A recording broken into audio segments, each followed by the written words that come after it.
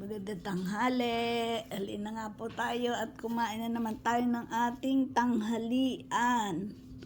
At nga po ang aming tanghalian ngayon. Naiiba naman. Sisig na tupo at bangus.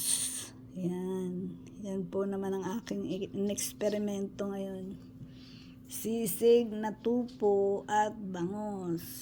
Tokwa at bangus. Sisig.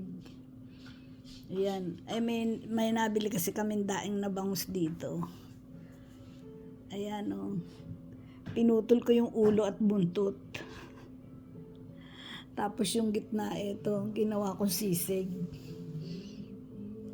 Hinaluan ko ng ilang perasong tokwa. 2 perasong tokwa. Tsaka yung gitna ng 2 bangus. Hiniwa ko ng maliliit.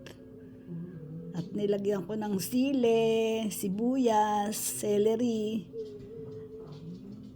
bawang, toyo at kalamansi at saka konting mayonnaise. Ayan, sisig kuno. Ayan ang aming ulam ngayon tanghalian. At may tira pa naman kaming isang paksiw, ginatang paksiw na galunggong. Ayan.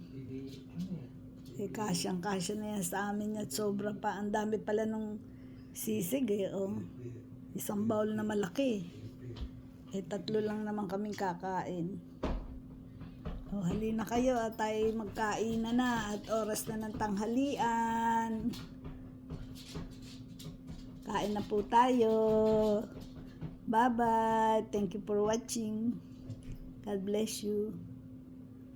And happy Friday.